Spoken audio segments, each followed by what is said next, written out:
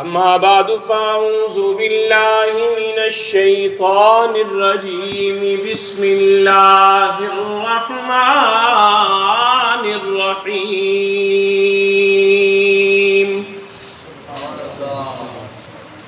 شهر رمضان الذي أنزل فيه القرآن هدى للناس وبينات من الهدى والفرقان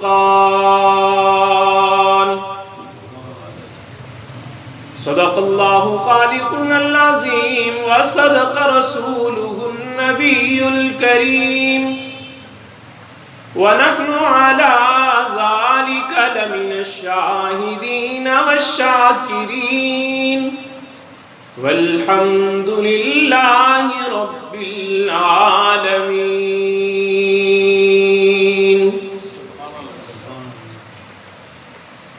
ارے مومنو تم کہاں سو رہے ہو، خدا کا یہ قرآن لٹا جا رہا ہے۔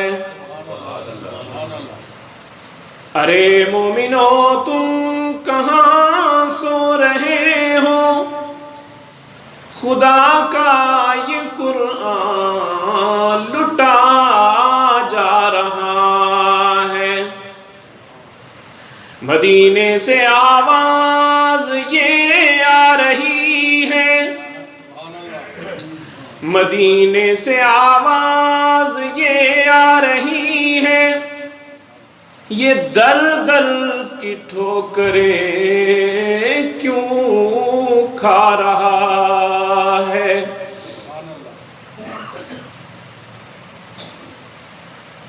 مدینے سے آواز یہ آ رہی ہے، یہ در در کی ٹھوکریں کیوں کھا رہا ہے۔ آقا کے یاروں پہ تانا زنی ہے، آقا کے یاروں پہ تانا زنی ہے، برا ان کو کہنے کی عادت بنی ہے۔ آئینے میں اپنا یہ منہ دیکھتے ہیں، آئینے میں اپنا یہ منہ دیکھتے ہیں، برے کو برا منہ نظر آ رہا ہے۔ دنیا نے دین کو بھلا رکھا ہے، غفلت کی نیند سلا رکھا ہے۔ اس دور میں خوش نصیب وہ ہے اے اکبر، اس دور میں خوش نصیب وہ ہے اے اکبر، جس نے قرآن مجید کھلا رکھا ہے۔ سب حضرات عقیدت اور محبت کے ساتھ نماز والا درود پاک پڑھیں۔ اللهم صل على محمد وعلى آل محمد كما صليت على إبراهيم وعلى آل إبراهيم إنك حميد مجيد۔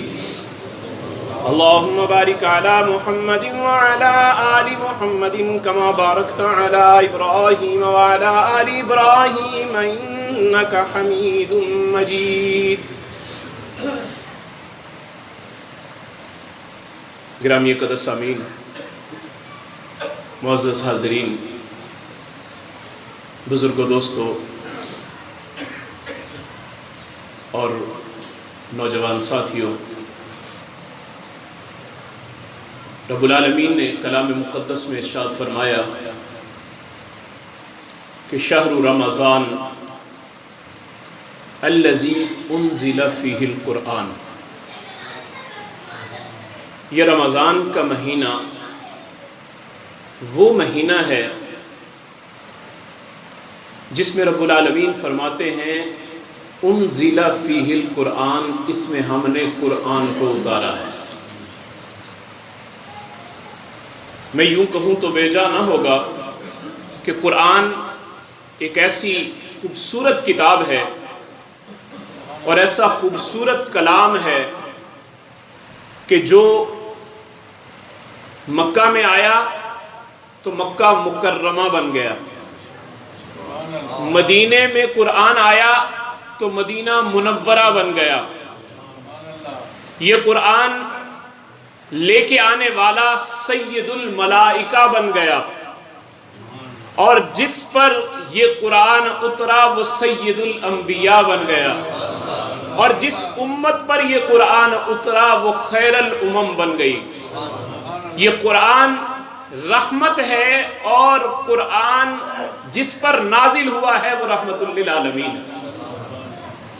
آقا انعامدار کی ذات اقدس پر رب العالمین نے یہ کلام نازل کیا تو جس طرح دوسری چیزوں کو عظمت اور فضیلت ملی قرآن کے صدقے سے، اسی طرح رمضان کو بھی عزت، شرف، بزرگی ملی قرآن کے صدقے سے۔ اللہ نے رمضان کا تعارف ہی یہ کروایا کہ آؤ میں تمہیں بتاؤں رمضان کیا ہے، رمضان کون سا مہینہ ہے، کسے رمضان کہتے ہیں۔ رب العالمین نے کہا شہر رمضان، وہ رمضان کا مہینہ، الذی انزل فیہ القرآن، یہ رمضان کا مہینہ وہ ہے جس میں میں نے قرآن کو اتارا ہے۔ اور قرآن کی آج بچوں کی سالگرہ تو بڑے شوق سے مناتے ہیں، کبھی قرآن کی سالگرہ پر بھی غور کیا ہوتا۔ آج اپنے بچوں کے لیے تو بڑے تحفے تحائف لاتے ہیں، کبھی قرآن کو بھی کھول کے دیکھا ہوتا کہ یہ قرآن نے ہمیں کیا کہا ہے، کبھی قرآن کے حقوق پہ غور کیا ہوتا۔ آج ہر آدمی اپنے حقوق کی بات کر رہا ہے، این جی اوز بنی ہوئی ہیں، تنظیمیں بنی ہوئی ہیں، بڑے بڑے لوگ دعوے کرتے ہیں کہ ہمیں حقوق ملنے چاہیے، ہمارے حقوق کی بات ہونی چاہیے، ہمارے حقوق کی بات بلند ہونی چاہیے۔ لیکن کبھی غور تو کریں، قرآن کے بھی کچھ حقوق ہیں جو رب نے ہمارے لیے نازل فرمایا ہے، کبھی اس کے حقوق پہ بھی ہم غور کر لیتے۔ علماء نے اس کے حقوق کو جمع کیا ہے اور فرمایا کہ قرآن پاک کا سب سے پہلا حق، قرآن پاک کا جو سب سے پہلا حق ہے وہ ہے ایمان بالقرآن۔ قرآن پاک پر ایمان لانا یہ ہمارا سب سے پہلا بنیادی فریضہ ہے، اور قرآن کا سب سے پہلا یہ حق ہے کہ ہم اس قرآن پر ایمان لے کے آئیں، اور جب ہم ایمان لے کے آئیں گے تو پھر اس کے ضمن میں بہت سی چیزیں ہیں جو ہمارے ذمے لازم ہوں گی۔ ہم نے اس قرآن کو مانا۔ آپ یہ دیکھیں قرآن پاک میں اور دوسری کتابوں میں فرق ہے، دوسرے کلام دوسری کتابیں ہیں اور قرآن کلام ہے۔ کتابیں وہ ہیں جو لکھی ہوئی آئیں، تورات کی تختیاں موسیٰ علیہ السلام کو رب العالمین نے لکھی ہوئی بھیجی تھی، انجیل لکھی ہوئی بھیجی تھی، زبور لکھی ہوئی بھیجی تھی، لیکن یہ قرآن لکھا ہوا نہیں آیا، بلکہ یہ وہ الفاظ ہیں جو رب العالمین کی زبان مبارک سے ادا ہوئے۔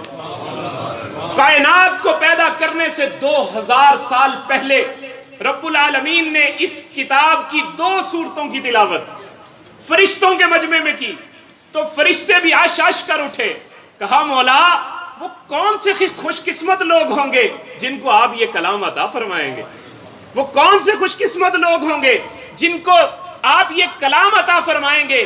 فرشتوں کے سامنے رب العالمین نے پھر اپنے محبوب امام الانبیاء صلی اللہ علیہ وسلم کی امت کا تعارف کروایا کہ یہ وہ خوش قسمت لوگ ہوں گے کہ ان کو میں یہ قرآن عطا کروں گا، اور 1-2 صورتیں تمہیں تو سنائی ہیں، ان کو تو میں پورا قرآن عطا کروں گا، ان کو پورا قرآن عطا۔ آج کہتے ہیں اگر کسی نے اللہ کی بولی بولنی ہو، اللہ سے ہم کلام ہونا ہو، اللہ سے گفتگو کرنی ہو، تو وہ قرآن کی تلاوت شروع کر دے، وہ رب العالمین سے گفتگو کر رہا ہے، وہ رب العالمین سے گفتگو کر رہا ہے، رب العالمین سے گفتگو ہو رہی ہے۔ جب قرآن پڑھا جاتا ہے رحمتوں کا نزول شروع ہو جاتا ہے۔ کوئی کتاب ایسی نہیں جس کے پڑھنے پر رحمتیں چھم چھم بارش کی طرح برسنی شروع ہو جائیں۔ آپ یہ اندازہ کریں قرآن کی مثال بھی آسمان سے برسنے والی بارش کی طرح ہے کہ آسمان سے بارش نازل ہوتی ہے، جب وہ نازل ہوتی ہے زمین پر پڑتی ہے، اگر تو زمین بڑی اچھی ہو اس پر پھول اگتے ہیں، اگر زمین اچھی ہو اس پر پودے اگتے ہیں، زمین اچھی ہو اناج اگتا ہے، زمین اچھی ہو غلہ اگتا ہے، زمین اچھی ہو بڑی عمدہ پیداوار نکلتی ہے۔ لیکن اگر زمین بری ہو، زمین بنجر ہو، تو اس زمین سے پھر سوائے بدبور کے، سوائے اس کے اندر کیچڑ کے اور کچھ بھی پیدا نہیں ہوتا۔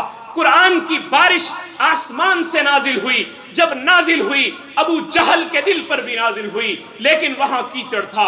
عتبہ کے دل پر بھی نازل ہوئی، وہاں پہ کلر تھا۔ اللہ نے اس قرآن کی بارش کو شیبہ کے دل پر بھی نازل کیا، لیکن وہاں پر بھی زمین بنجر تھی۔ اس قرآن کی بارش نے ابو جہل کو، عتبہ کو، شیبہ کو اور دوسرے مکے کے بڑے بڑے کافروں کو اس بارش سے کوئی فائدہ نہیں دیا۔ لیکن آئیں میں آپ کو دکھاتا ہوں، جب قرآن کی بارش ابو بکر کے دل پہ ہوئی تو صداقت کا پیکر بن گیا۔ اگر اس قرآن کی بارش عمر کے دل پہ ہوئی تو عادل بن گیا۔ اس قرآن کی بارش عثمان غنی کے دل پہ ہوئی تو وہ عثمان ذی الرین بن گیا، حیا کا تاج دار بن گیا۔ جب اس قرآن کی بارش 6 سال کے کھیلتے ہوئے بچے کے دل پہ ہوئی تو وہ حیدر کرار بن گیا۔ اس قرآن کی بارش ہوئی ہے، جب قرآن کی بارش ہوئی ابو ہریرہ پہ ہوئی، حافظ الحدیث بن گیا۔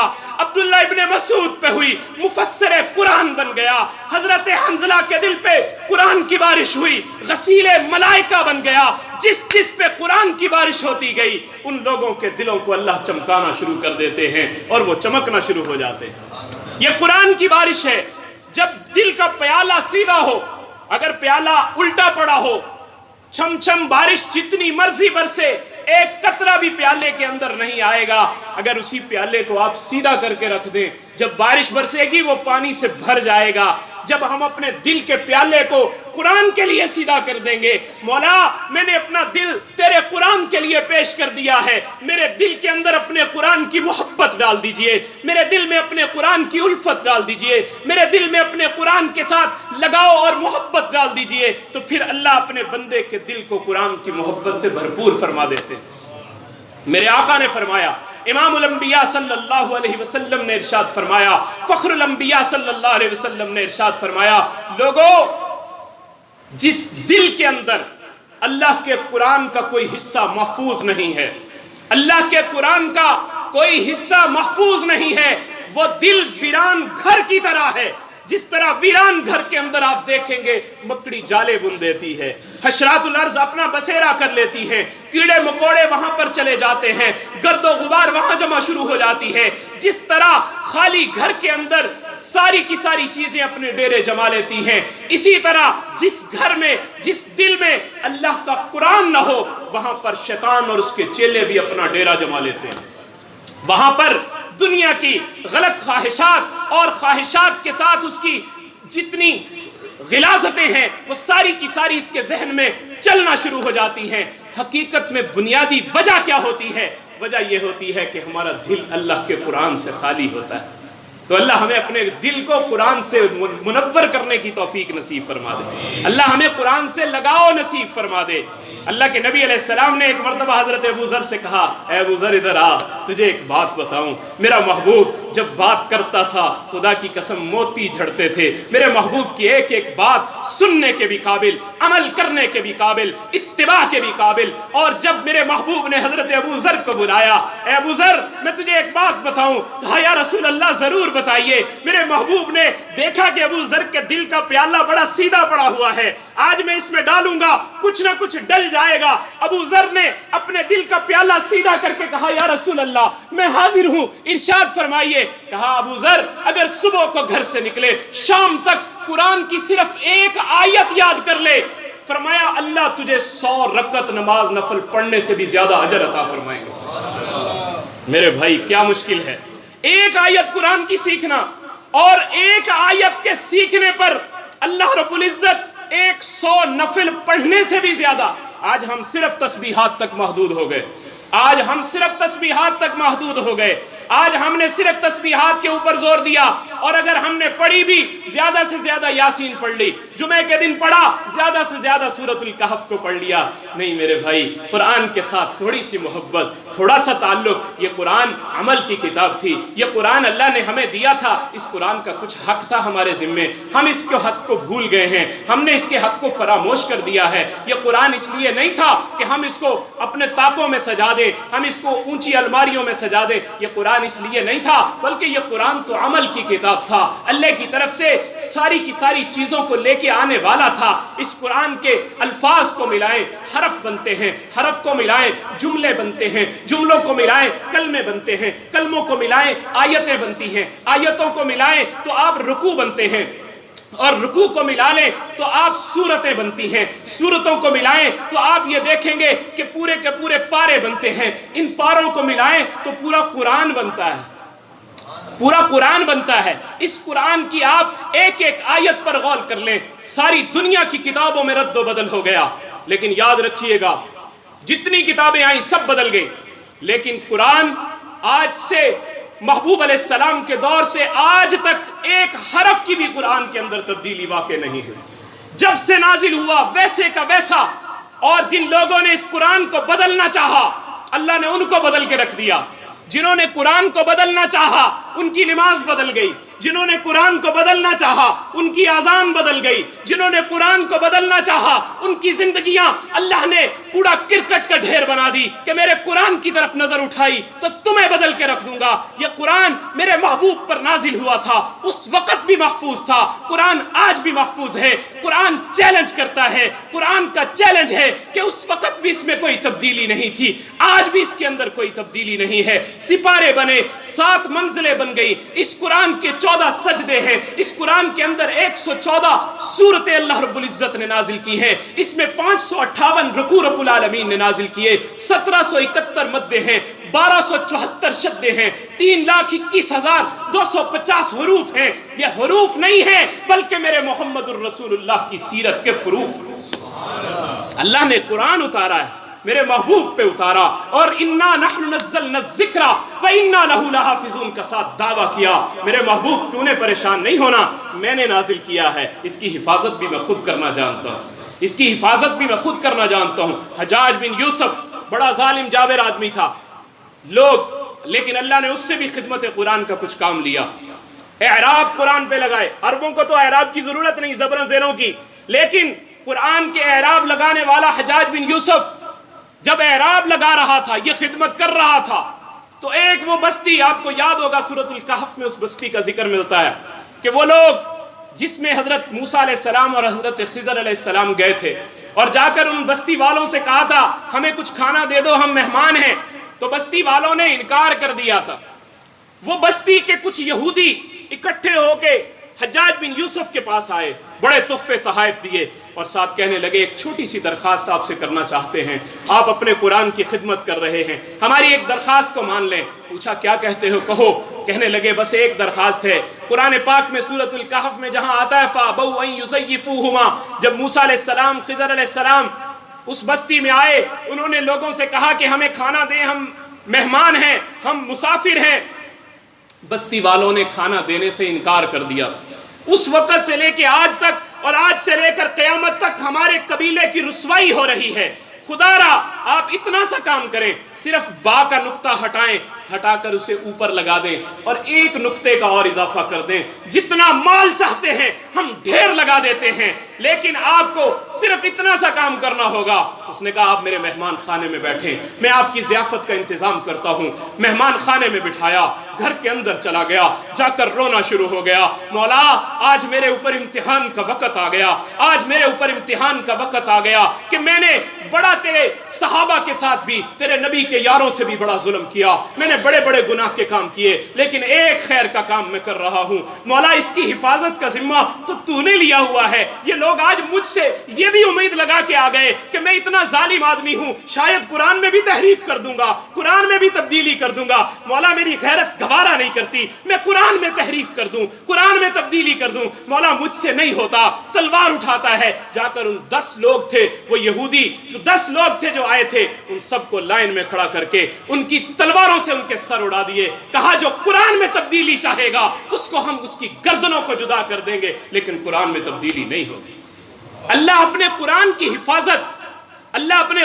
حفاظت جب لینا چاہتے ہیں، وہ تو کام لینے پہ آئے تو ابابیل سے بھی کام لے لیا کرتا ہے، جب وہ کام لینے پہ آئے ابابیل سے بیت اللہ کی حفاظت کا کام لے لیتا ہے، جب وہ کام لینے پہ آئے وہ چند نہتھے لوگوں کو لاہور کی سڑکوں پہ کھڑا کر کے تحفظ ناموس رسالت کا کام بھی لے لیتا ہے۔ جب وہ کام لینے پہ آئے تو پھر وہ کام لینا جانتا ہے، اس کے لیے طاقتور ہونا ضروری نہیں ہے، سامنے گولیاں ہوں، ہتھ کڑیاں ہوں، جو مرضی ہو، لیکن جب انسان عزم کرتا ہے کہ مولا میں تیرے لیے اپنی نام کو، تیرے نام پہ اپنی جان کو قربان کرنے کے لیے تیار ہوں، تو پھر اللہ صرف قربانی مانگتے ہیں مگر لیتے نہیں ہیں۔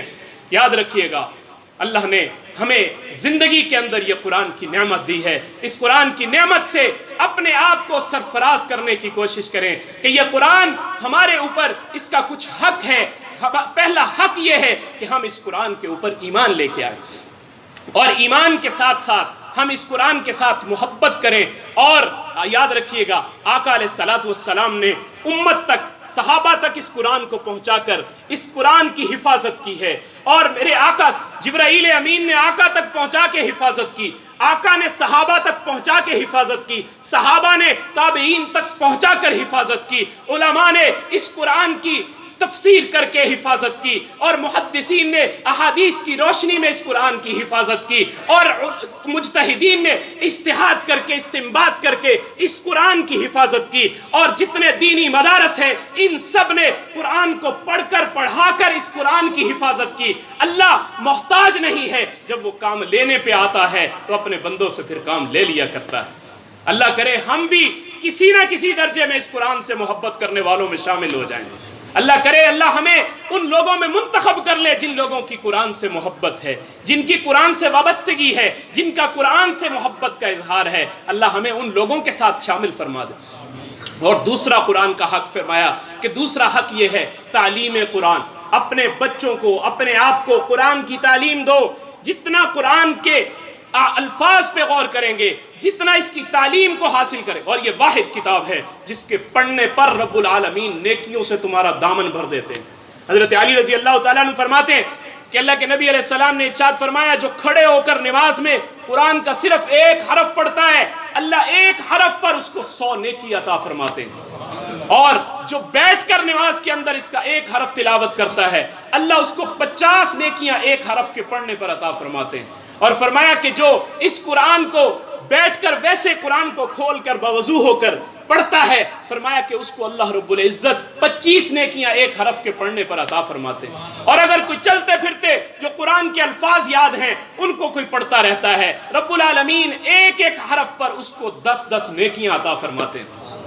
اور جو پڑھتا نہیں ہے، صرف پڑھنے والے قاری کو وہ سن لیتا ہے، فرمایا کہ اللہ رب العزت اس سننے پر بھی ہر حرف پر ایک ایک نیکی عطا فرماتے ہیں۔ اور رمضان المبارک میں تو ہر نیکی کو 70 سے ضرب دیں، کس قدر اجر بڑھ جاتا ہے۔ جو ہم مصلی تراویح کے اندر سنتے ہیں، یا ہم قرآن پڑھتے ہیں یا سنتے ہیں، اس سب کا اجر رب العالمین بڑھا کر ہمیں عطا فرماتے ہیں۔ اور یہ واحد کتاب ہے جس کے پڑھنے کے اوپر بھی نیکیاں ملتی ہیں، جس کے سننے کے اوپر بھی نیکیاں ملتی ہیں۔ نانا میں یہ کہوں گا جس کو دیکھنے پر بھی نیکیاں ملتی ہیں، جس کو دیکھنے پر بھی نیکیاں ملتی ہیں۔ یہ قرآن وہ کتاب ہے۔ اور پھر فرمایا اس قرآن کا تیسرا حق فہم القرآن، قرآن کو سمجھنا۔ یہ قرآن ہمیں کہتا کیا ہے، قرآن نے ہمیں کہا کیا ہے، یہ قرآن کا تیسرا حق ہے جو ہمارے ذمہ لازم ہے۔ ہم اس قرآن کو سمجھیں، یہ رب العالمین کا پیغام ہے جو میرے اور آپ تک پہنچا ہے۔ مگر افسوس آج ہم نے انگلش پڑھی، آج ہم نے کیمسٹری پڑھی، آج ہم نے بایو پڑھی، سب کچھ پڑھا، اگر نہیں پڑھا تو صرف قرآن نہیں پڑھا۔ آج بچوں کو نہیں پڑھایا تو صرف قرآن نہیں پڑھایا، سب کچھ بچوں کو پڑھا دیا، دنیا کی ڈگری میں ہم نے ان کو ایکسپرٹ کر دیا، ماہر بنا دیا، لیکن جب باری آئی قرآن کو سمجھنے کی تو قرآن کی ایک آیت کا ہمیں معنی نہیں آیا، قرآن کے ایک حرف کا ہمیں معنی نہیں آیا۔ ہماری اس سے بڑی بدبختی کیا ہوگی؟ یہ اللہ کا پیغام تھا جو ہماری طرف آیا تھا۔ میرے میرے بندو سمجھو، میں اس قرآن میں تمہیں کچھ کہنا چاہتا ہوں، لیکن ہم نے اس قرآن کو سمجھنے کی کوشش نہیں کی۔ اور اس کے بعد چوتھا اس قرآن کا حق یہ ہے عمل بالقرآن، اس قرآن کے اوپر عمل کیا جائے۔ یہ کتاب ویسی نہیں ہے، یہ کتاب عمل کی کتاب ہے، اس کو عمل کے اندر لے کے آئیں۔ دنیا نے تو لاکھ بدلنے کی کوشش کی کہ مسلمانوں کے عمل سے نکل جائے، لیکن یہ قرآن عمل سے نکل نہیں سکتا۔ بدلے گا زمانہ لاکھ مگر قرآن نہ بدلا جائے گا۔ ساری دنیا بدل جائے گی مگر قرآن نہیں بدلے گا۔ بدلے گا زمانہ لاکھ مگر قرآن نہ بدلا جائے گا۔ ہے قول محمد قول خدا، فرمان نہ بدلا جائے گا۔ ہے قول محمد قول خدا، فرمان نہ بدلا جائے گا۔ ہر روز بدلتے ہیں دیکھو کفار کی پوجا کے مرکز، ہر روز بدلتے ہیں دیکھو کفار کی پوجا کے مرکز۔ مومن کا قبلہ کعبہ ہے، ایمان نہ بدلا جائے گا، ایمان نہ بدلا جائے گا۔ کربل میں فدا کی حضرت کے قبیلے نے جانے ہنس ہنس کر، کربل میں فدا کی جانے حضرت کے قبیلے نے ہنس ہنس کر، امت پہ رسول اکرم کا احسان نہ بھولا جائے گا۔ میرے محبوب کا یہ امت پہ احسان ہے، اس لیے کہتے ہیں نا گمراہ نہ ملے گا تمہیں شیطان سے بدتر، اور ہادی نہ ملے گا تمہیں قرآن سے بہتر۔